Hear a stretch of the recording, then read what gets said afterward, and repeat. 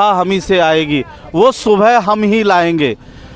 मैं MM Chandra new world news से आज आपके बीच सिंधु बॉर्डर से सीधे लाइव आपके सामने बातचीत कर रहा हूँ। यहाँ पर कुछ मज़दूर संगठन के जो युवा नौजवान साथी हैं और ये उधम सिंह नगर से आए हुए हैं, किसानों का, उत्तराखंड से किसानों का इन्होंने समर्थन किया है और हम इनसे बातचीत करना चाहते हैं। तो आइए थोड़ा सीधी बातचीत करते हैं।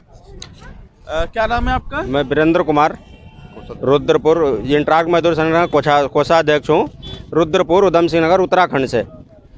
ये मैं मोदी सरकार और यहाँ पर जो कुछ भगवे इस तरीके का पहन के जो भ्रम फैला रहे हैं किसानों के बीच में और देशों में प्रोपगेंडा बना रहे हैं, हम वो प्रतीक देने आए हैं कि किसान, हम किसान के बेटा हैं, कंपनी में मजदूरी करते हैं और मजदूर इसलिए हम कमा के देते हैं। हम कहते हैं अपने जो भी किसान साथी हैं डटे रहो, हम उधर फैक्ट्रियों से कमा कर आपको ईंधन पहुंचाते रहेंगे, आपको सहयोग देते रहेंगे। और मजदूर, किसान, यहाँ के छात्र, नौजवान सब इकट्ठा है, एकत्रित है। ये ना समझे हम घरों में हैं, इसलिए हम यहाँ पर आए हैं। हम गाजीपुर बॉर्डर पे भी गए थे और हम टिकरी बॉर्डर के भी प्लान कर रखे हैं कि सबको, इस दुनिया को और देश को दिखाना चाह रहे हैं कि मजदूर किसान कतई अलग अलग नहीं है। हम सब किसान के बेटा और किसान के जो बावजूद है जो अन्न खाते हैं, ये भेड़ुए लोग जो अन्न के जो गुण नहीं गाते और खाते हैं और उसी को गाली देते हैं। तो इसलिए हम प्रतीक दे रहे हैं। ये किसान, मजदूर, छात्र, नौजवान, यहाँ जो भी दबले कुचले लोग हैं सब एक हैं और एकता का ये परिचय देने आए हैं हम यहाँ पर रुद्रपुर से।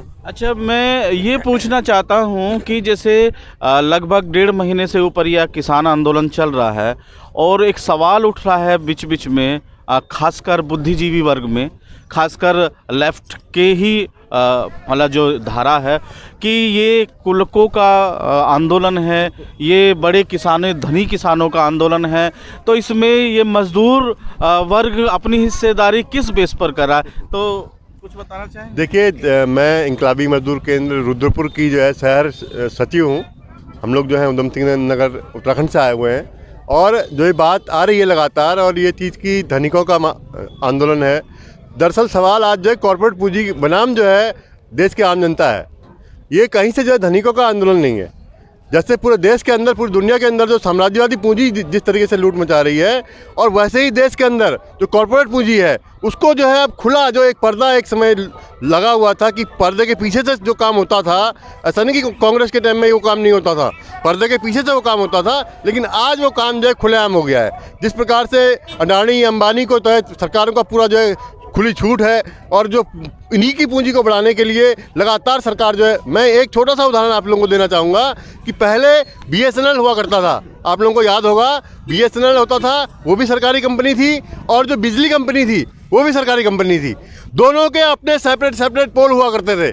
BSNL वाले कभी भी जो है बिजली विभाग के पोलों पे अपने जो है लाइन नहीं डालते थे, लेकिन मौजूदा समय में ये हम देख रहे हैं धड़ल्ले से कि जो जियो के जो लाइनें हैं वो जो है बिजली विभाग के जो है पोलों पे जा रही हैं। इसका मतलब क्या है? इसका मतलब साफ है कि अब सरकार जो है जियो के हाथों बिक चुकी है। वो जियो की जो है खुट्टा गुलामी कर रही है। जिस प्रकार से बिजली का निजीकरण इन्होंने किया है, वैसे ही जो है अब सारी चीज़ों का निजीकरण करने पे तुली हुई है। जो ये 3 कानून हैं, इन कानूनों के माध्यम से ये इसके फायदे गिना रहे हैं। साथियों, हम इस आपके चैनल के माध्यम से ये बताना चाह रहे हैं कि ये जो भ्रम फैला रहे हैं उस ये पूरा जो है कॉर्पोरेट पूंजी को खुली छूट देने का नतीजा है। जो कॉन्ट्रैक्ट फार्मिंग है उसमें जो है पूरी तरीके से किसानों को बंधुआ मजदूर के तरीके से काम करवाएंगे।